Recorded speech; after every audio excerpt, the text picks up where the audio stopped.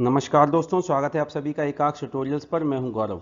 Friends, आज के इस वीडियो में हम पीईटी की परीक्षा को ध्यान में रखते हुए सामान्य अध्ययन के महत्वपूर्ण प्रश्नों का अभ्यास करेंगे। यह प्रैक्टिस सेट नंबर 8 है। इससे पहले 7 प्रैक्टिस सेट दिए जा चुके हैं एकाक्ष ट्यूटोरियल्स पर सामान्य अध्ययन के पीईटी की परीक्षा को ध्यान में रखते हुए। ठीक है दोस्तों, यदि आपको वीडियो पसंद आए तो वीडियो को लाइक कीजिए, शेयर कीजिए, और किसी प्रश्न के आंसर में यदि कोई गलती हो तो आप कमेंट बॉक्स में सही आंसर बता सकते हैं। फ्रेंड्स, आरओ की तैयारी के लिए यूपी SSC द्वारा आयोजित होने वाली पीईटी की परीक्षा की तैयारी के लिए, सामान्य अध्ययन, करंट अफेयर्स की तैयारी के लिए आप एकाक्ष ट्यूटोरियल्स को सब्सक्राइब कर सकते हैं। एकाक्ष ट्यूटोरियल्स पर प्लेलिस्ट के माध्यम से सामान्य अध्ययन, current affairs, Indian history, Indian polity के वीडियोज़ उपलब्ध हैं, जिससे कि आप महत्वपूर्ण प्रश्नों का अभ्यास कर सकते हैं और अपनी वास्तविक तैयारी को परख सकते हैं। तो चलिए वीडियो को शुरू करते हैं।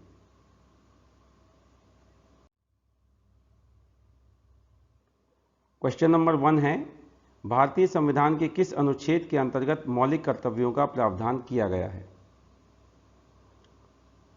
तो इसका आंसर होगा अनुच्छेद 51 का। अनुच्छेद 51 का के अंतर्गत मौलिक कर्तव्यों का प्रावधान किया गया है। ओके, नेक्स्ट क्वेश्चन देखते हैं अब हम।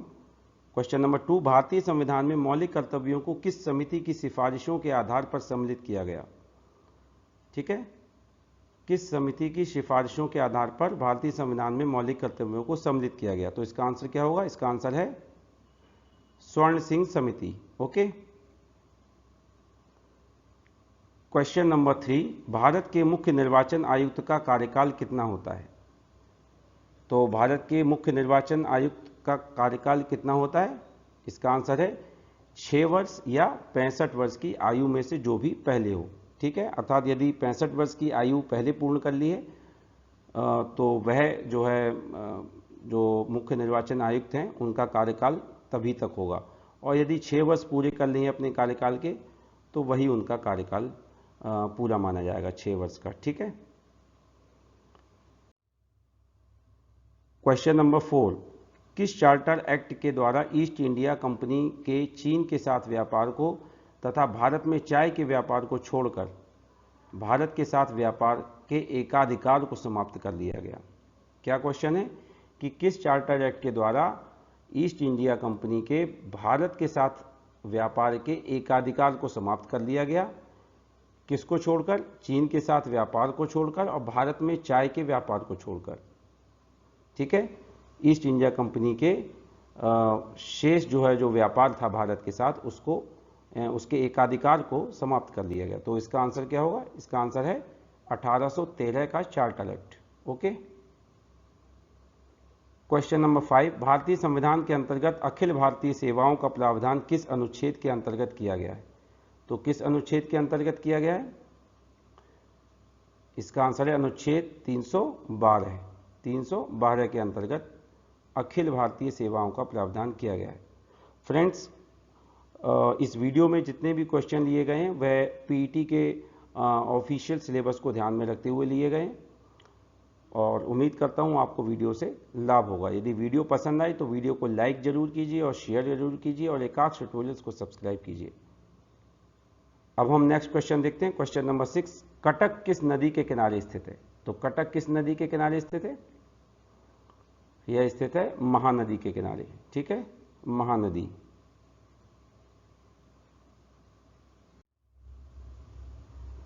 क्वेश्चन नंबर 7, भारत के किस राज्य की समुद्र तटीय सीमा की लंबाई सर्वाधिक है? तो इसका आंसर क्या होगा? इसका आंसर है गुजरात। गुजरात की तटीय सीमा की लंबाई सर्वाधिक है। Okay, next question, question number 8, Satpura पर्वत श्रेणी का सर्वाधिक ऊंचा शिखर कौन सा है? सतपुड़ा पर्वत श्रेणी जो है उसका जो सबसे ऊंचा शिखर है उसका क्या नाम है? उसका नाम है धूपगढ़।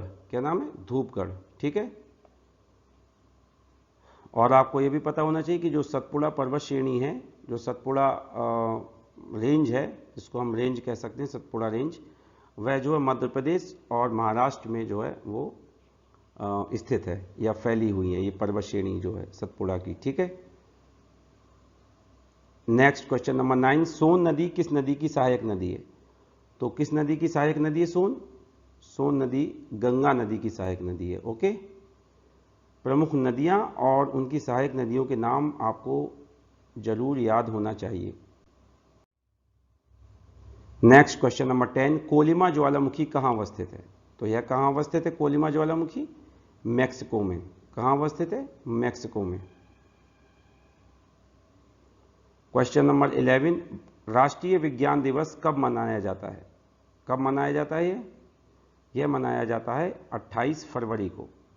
और आपको यह भी पता होना चाहिए कि यह जो राष्ट्रीय विज्ञान दिवस है, यह रमन प्रभाव की खोज के कारण जो है उसको इस दिन मनाया जाता है। ठीक है, प्रोफेसर सीवी रमन ने रमन प्रभाव की या रमन इफेक्ट जिसको कहते हैं उसकी खोज की थी, इसलिए इस दिन को राष्ट्रीय विज्ञान दिवस के रूप में मनाया जाता है। क्वेश्चन नंबर 12, ध्वनि तरंगें किस माध्यम में संचरण कर सकती हैं? क्या होगा इसका आंसर? इसका आंसर है ठोस तथा गैस दोनों माध्यमों में। ठीक है, ठोस तथा गैस दोनों माध्यमों में संचरण कर सकती हैं। क्यों? क्योंकि ध्वनि तरंगें जो होती हैं इनके संचरण के लिए किसी न किसी माध्यम की आवश्यकता होती है। ठीक है, निर्वात में यह जो है नहीं चल सकती या संचरण नहीं कर सकती हैं। ओके,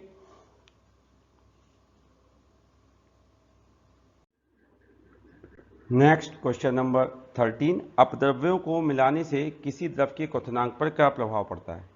तो क्या प्रभाव पड़ता है?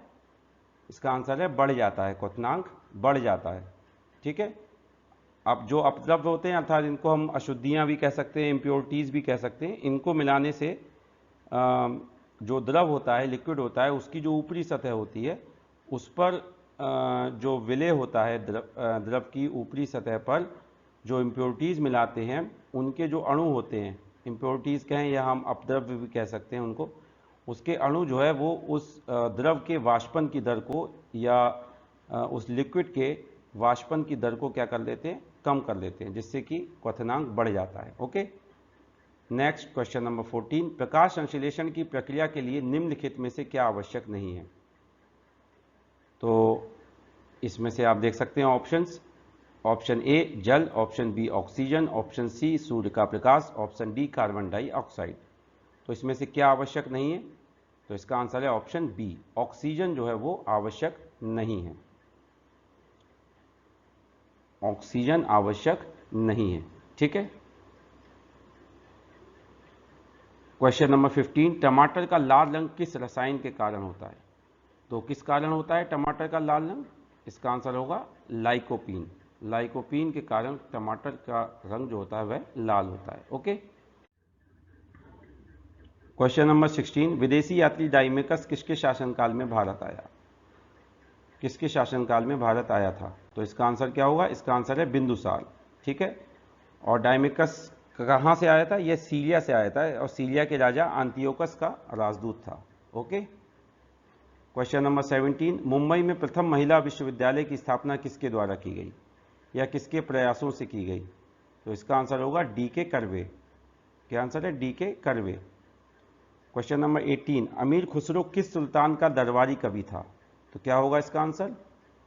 इसका आंसर है अलाउद्दीन खिलजी। अमीर खुसरो अलाउद्दीन खिलजी का दरबारी कवि था। ठीक है, नेक्स्ट क्वेश्चन नंबर 19, निम्नलिखित सूची 1 को सूची 2 से सुमेलित कीजिए। तो देख लेते हैं हम क्या है सूची जो दी हुई है। देखिए, ये सूची 1 जो है इसमें स्मारकों के नाम दिए हुए हैं और सूची 2 में जिन्होंने इन स्मारकों को बनवाया। तो इसका आंसर क्या है? इसका आंसर ये है कि मोती मस्जिद आगरा जो है, मोती मस्जिद जो है आगरा में वो शाहजहां ने बनवाई। बुलंद दरवाज़ा फतेहपुर सीकरी में अकबर ने बनवाया था। दीन पनाह हुमायूं ने, और मोती मस्जिद दिल्ली में औरंगजेब ने बनवाई थी। ओके, नेक्स्ट क्वेश्चन नंबर 20, भारतीय राष्ट्रीय कांग्रेस के सूरत अधिवेशन जो कि 1907 ईस्वी में हुआ था की अध्यक्षता किसने की थी? तो क्या होगा इसका आंसर? इसका आंसर है रास बिहारी घोष। ओके,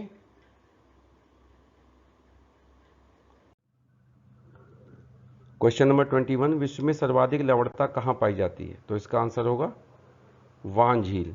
ओके, कहाँ पाई जाती है? वान झील में। क्वेश्चन नंबर 22, किसी पारिस्थितिक तंत्र में मानव एवं जंतु किस श्रेणी के अंतर्गत आते हैं? ये एनवायरनमेंट एंड इकोलॉजी के अंतर्गत आते हैं क्वेश्चन। ठीक है, तो इसका आंसर है उपभोक्ता। उपभोक्ता की श्रेणी में आते हैं मानव और जंतु। क्वेश्चन नंबर 23, विश्व आर्द्रभूमि दिवस प्रतिवर्ष कब मनाया जाता है? तो कब मनाया जाता है यह मनाया जाता है 2 फरवरी को। कब? 2 फरवरी को। ठीक है। नेक्स्ट क्वेश्चन नंबर 24, ओखला पक्षी विहार कहाँ स्थित है? तो क्या होगा इसका आंसर? इसका आंसर है गौतम बुद्ध नगर में, उत्तर प्रदेश में। ठीक है, उत्तर प्रदेश के गौतम बुद्ध नगर में। आज के वीडियो का अंतिम और लास्ट क्वेश्चन है, इंद्रावती राष्ट्रीय उद्यान किस राज्य में अवस्थित है? इंद्रावती राष्ट्रीय उद्यान, क्या होगा इसका आंसर? इसका आंसर है छत्तीसगढ़। यह छत्तीसगढ़ में स्थित है। ओके, तो फ्रेंड्स उम्मीद करता हूं आपको वीडियो से लाभ होगा। यदि वीडियो पसंद आए वीडियो को लाइक कीजिए, शेयर कीजिए, एकाक्ष ट्यूटोरियल्स को सब्सक्राइब कीजिए। और पीटी के एग्जाम की तैयारी के लिए, यूपी पीसीएस प्रीलिम्स की तैयारी के लिए, सामान्य अध्ययन की तैयारी के लिए, आरओ के एग्जाम की तैयारी के लिए, पीईटी के एग्जाम की तैयारी के लिए आप एकाक्ष ट्यूटोरियल्स को सब्सक्राइब कर सकते हैं।